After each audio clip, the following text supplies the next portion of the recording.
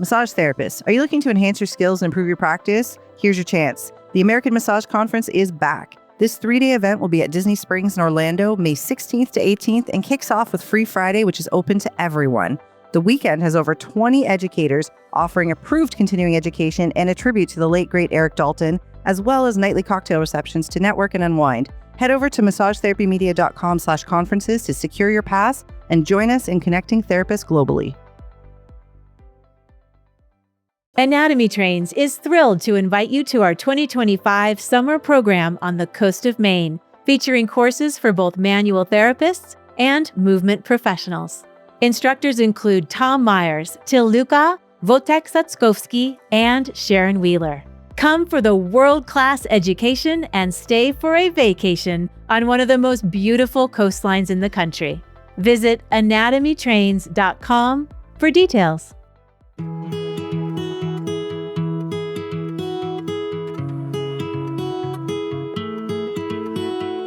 Hi, and welcome to I Have a Client Who, Pathology Conversations with Ruth Werner, the podcast where I will discuss your real-life stories about clients with conditions that are perplexing or confusing. I'm Ruth Werner, author of A Massage Therapist's Guide to Pathology, and I have spent decades studying, writing about, and teaching about where massage therapy intersects with diseases and conditions that might limit our clients' health. We almost always have something good to offer, even with our most challenged clients, but we need to figure out a way to do that safely, effectively, and within our scope of practice. And sometimes, as we have all learned, that is harder than it looks. Dear listeners, I usually really love questions that don't have clear, cut and dried answers. For me, these are the interesting ones. They provide fodder for curiosity and deeper thinking and all kinds of rabbit holes that might lead me into wonderful and unexpected directions. But sometimes those questions that don't have solid answers can just leave people feeling lost and without options. And that is too often the case in a situation like we see with today's I Have a Client Who podcast, in which we will address the aftermath of Lyme disease. I got this note through my Facebook business page, which, by the way, is called Ruth Werner's Pathology page, and I would love for you to join me there. And here is what our contributors sent. They said, I would like to hear more about Lyme and how it can get worse and worse without treatment. I had a client who was an exercise coach who had been tested for Lyme by her doctor, but it was too soon after the bite for the test to show it. She was not tested again and came to me several years after this. She was disabled, had trouble using her hands, had Dupuytren's contracture, had difficulty doing anything, and relied on her husband for almost everything. I encouraged her to get tested again, but her doctor was not supportive. She finally went to a naturopath and paid out of pocket for the whole thing. She was tested and they found 2 to 3 tick-borne diseases. She received antibiotics and herbs and finally was getting better. I also know that everyone is different and sometimes they cannot tolerate body work while having Lyme or being treated. One woman came to me twice and had uncontrolled diarrhea each time for several days, which was humiliating for her, and she just stopped coming.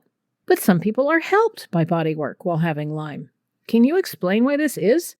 I also just heard from a colleague who is tested positive for Lyme, but the specialist says it's too late for antibiotics. I can't believe it. I know a woman whose mother died of Lyme after it got into her bloodstream. She wasn't treated soon enough. Would love to hear more about your knowledge on this subject. Thank you. Well, thank you, contributor. I, too, would like to hear more knowledge on this subject, but frankly, although I have actually done a lot of poking into this topic, my knowledge doesn't amount to a lot. For the balance of this podcast, I'm going to pull heavily from an article I wrote for Massage and Bodywork in 2022, and of course there will be a link in the show notes. For that article, I had the honor of interviewing a person who had some very serious repercussions of her interaction with Lyme disease, but her experience doesn't match the experiences that have been shared by today's contributor, And of course, that's one of the big challenges. It looks different in every person who has a problem. But first, we need to back up and talk about what Lyme disease is. You may be aware that Lyme disease is a bacterial infection. It is spread through the bites of certain species of ticks. You may be less aware that areas where deer ticks or the other Lyme disease carrying ticks hang around may also be blessed with the presence of ticks that carry other tick-borne diseases. And some individual ticks can carry multiple species of bacteria too. The upshot of this is that people can be co-infected with multiple tick-borne diseases all at the same time, which may be one explanation for why some people seem to respond really well to Lyme disease treatment and others do not. The tendency is to assume that Lyme disease is the only cause of their symptoms, and the possibility that the infection might be something else like babesiosis, anaplasmosis, Rocky Mountain spotted fever, or ehrlichiosis, or a whole bunch of others, or some combination of those things, sometimes doesn't occur to the healthcare team. The bacterium that causes Lyme disease is called Borrelia burgdorferi. Say that with me. Borrelia burgdorferi. And the whole story of Dr. Burgdorfer and how he figured out the causative factor of Lyme disease is just fascinating, but sadly not relevant to today's discussion, so I will leave that for you to explore on your own. When an infected tick takes a blood meal from a new host, it regurgitates its gut bacteria into the bloodstream of that host, including humans. It can take a while for symptoms to develop. Very often, a person will develop signs and symptoms of Lyme disease without having any memory of a tick bite at all. And sometimes the blood work is just inconclusive. When we look at a blood test to check for the possibility of Lyme disease, we might see antibodies to Borrelia, but there's really no way to know whether that infection is something recent or something long ago. And all of this makes Lyme disease surprisingly difficult to diagnose. This bacterial infection moves through the body in stages, and that can involve joint pain and a type of very severe arthritis, which is why Lyme disease is often discussed as a musculoskeletal disorder. But if there's a serious aftermath, this can cause all kinds of damage in the body, including to the central nervous system. So people may get brain fog or migraines or numbness or tingling or weakness. There's even some controversy about what to call this situation. Some people call it post-treatment Lyme disease syndrome. Some people call it chronic Lyme disease. We don't even know if these two things are the same thing. What we do know is that late Lyme disease or long-term Lyme disease can involve migraines and other severe headaches, mental fogginess, muscle and joint pain, vertigo, tremors, depression, anxiety, dizziness, arrhythmia, nerve pain, sleep disruptions, and so much more. But take a moment and review that list of signs and symptoms. When you hear things like muscle and joint pain and headaches and anxiety and nerve pain, what does that make you think of?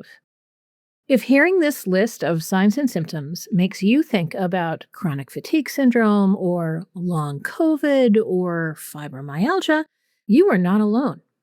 And almost everyone I've ever spoken to who identifies as having long-term Lyme disease has had to work with medical professionals who want to treat them for virtually anything on that list. And not surprisingly, it doesn't work out very well.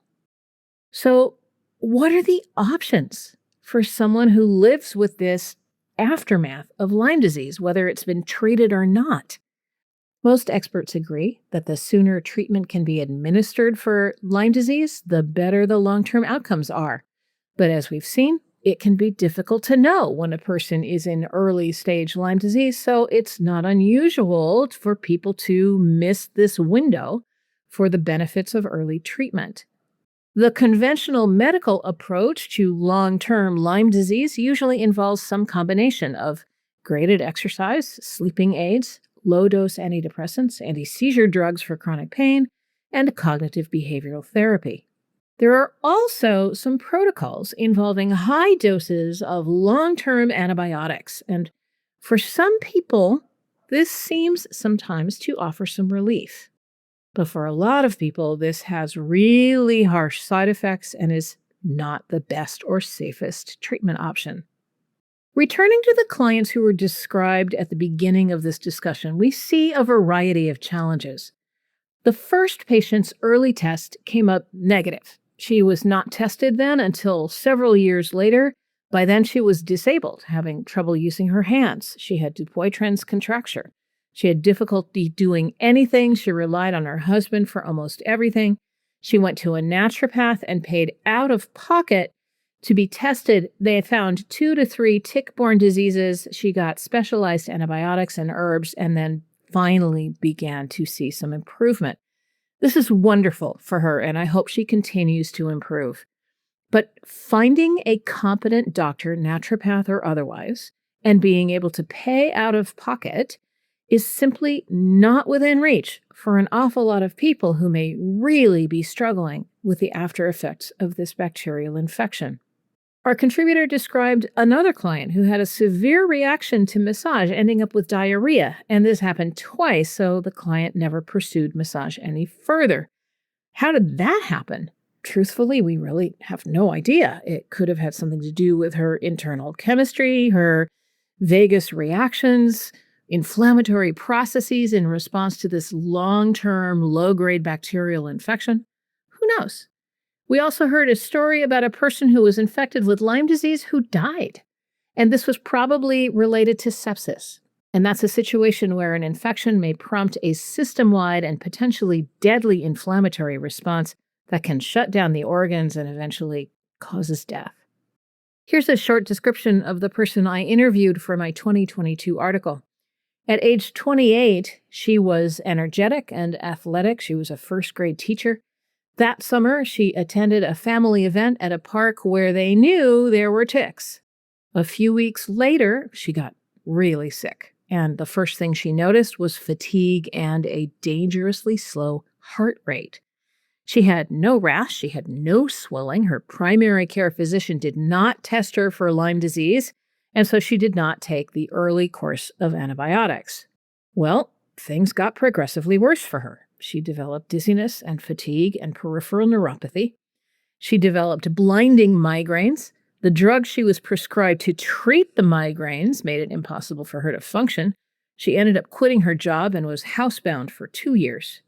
She finally consulted a physician who, without examining her, recommended several months of intense antibiotic therapy. By this time, she felt she had nothing to lose, and she complied. This physician turned out to be skeevy and ended up having his office raided and being shut down. These drugs permanently damaged her digestive tract. However, she also turned a corner and finally began to improve. Now, many years later, she continues to have some problems, but is raising her family, and she has an active and demanding job, and she's doing well. Is that because this intense antibiotic therapy prescribed by her iffy physician worked? Would this just have been the natural course of her disease process? It's hard to say. I wish I could say here that we have an absolutely firm idea of what's going on with long-term Lyme disease, and we have a really good and reliable treatment option that works with most people so that we can limit this problem. It can be minimized and folks can return to full capacity for a joyful and active life as soon as possible. But we're not there. Given that chronic Lyme disease looks so different in each individual, it's hard to give any hard and fast advice about massage therapy. It's important to be aware that this condition can alter sensation.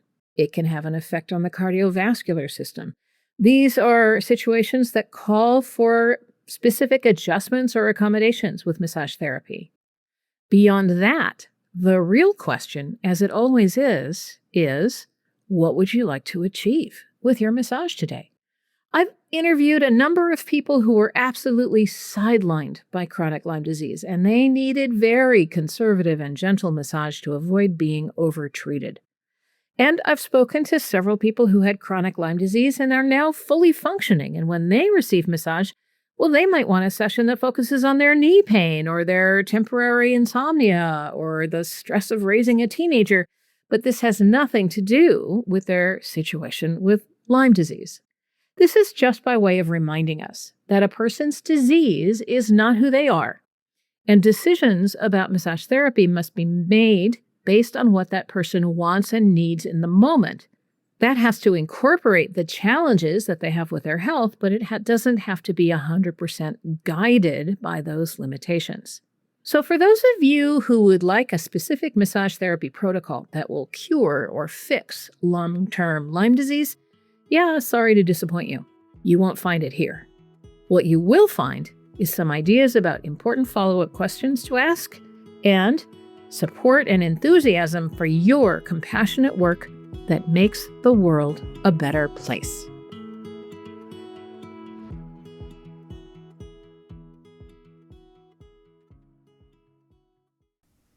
Hi friends, Ruth Werner here to talk about my current absolute favorite online self-paced continuing education class, and bonus, it is NCB-TMB approved for ethics credit too. It's called A Doctor's Note is Not Good Enough and What is Better. And in this Fun for All, we go through why we think doctor's notes matter. Spoiler alert, they don't do what you think they might do. And we talk about how to set up lines of communication that will get you what you really need, information to help you make good clinical decisions. Please join me for A Doctor's Note is Not Good Enough and What is Better. You can do it anytime that works for you and anywhere you have Wi-Fi. Visit me at ruthwerner.com to register today.